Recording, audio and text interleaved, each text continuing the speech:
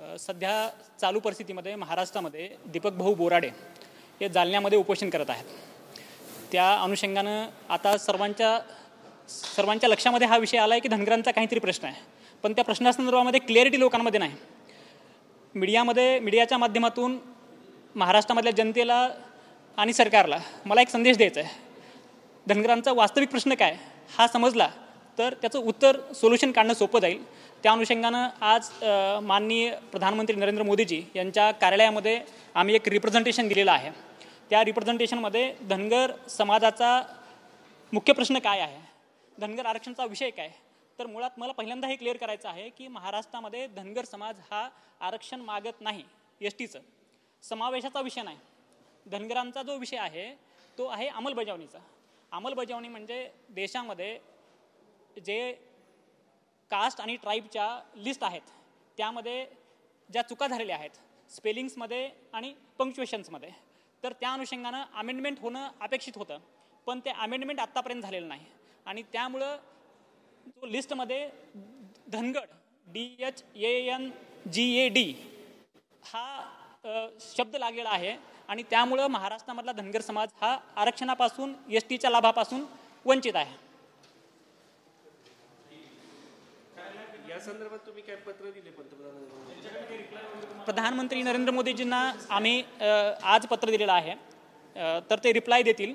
याच्यामध्ये महत्त्वाचा मुद्दा असा आहे सर की धनगर आणि धनगड हे एकच आहेत, याचं रेक्टिफिकेशन झालं पाहिजे, याचं इंटरप्रिटेशन झालं पाहिजे, याचं क्लिअरिफिकेशन झालं पाहिजे। फार सोपा विषय आहे, याला आत्तापर्यंत अवघड करण्यात आलेलं आहे। 2014 साली महाराष्ट्राचे मुख्यमंत्री देवेंद्र फडणवीस यांनी सांगितलं होतं की हा आरक्षणाचा प्रश्न आम्ही निकाली काढू, पण निकाली काढण्याचा अधिकार हा स्टेटला नाही।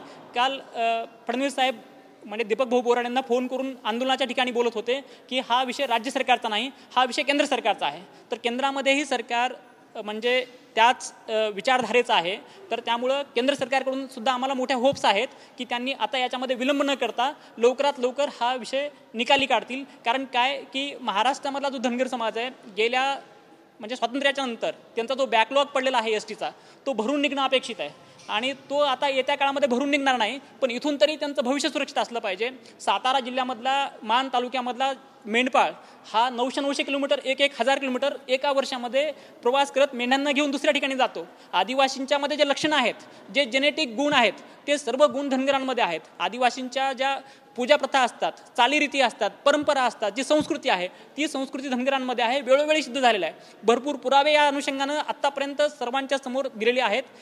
महाराष्ट्रात जसा धनगरांचा विषय आहे तसा कुलीच पल्लम पुल्लवम वेगवेगळ्या जातीचा देशामध्ये विषय होता, वेगवेगळ्या जमातीचा विषय होता। त्यावेळी सुप्रीम कोर्टनी वेगवेगळे जजमेंट देऊन निकाली हा विषय काढलेला आहे। तर त्याच अनुषंगानं महाराष्ट्रामधल्या धनगरांचा प्रश्न सुटला पाहिजे। यासाठी आज माननीय नरेंद्र मोदी साहेबांना त्यांच्या कार्यालयामध्ये हे रिप्रेझेंटेशन दिलेलं आहे। तर आम्हाला आशा आहे की येत्या काळामध्ये याचं सोल्युशन निघेल आणि दीपक भाऊ बोराडे यांचं जे आंदोलन आहे त्या आंदोलनाला यश येईल। त्या आंदोलनाला एक सपोर्ट झाला पाहिजे, त्याला समर्थन मिळालं पाहिजे आणि धनगर कम्युनिटीचा विषय हा लवकर निकाली निघाला पाहिजे। यासाठी हे रिप्रेझेंटेशन आज देण्यात आलेलं आहे। थँक्यू।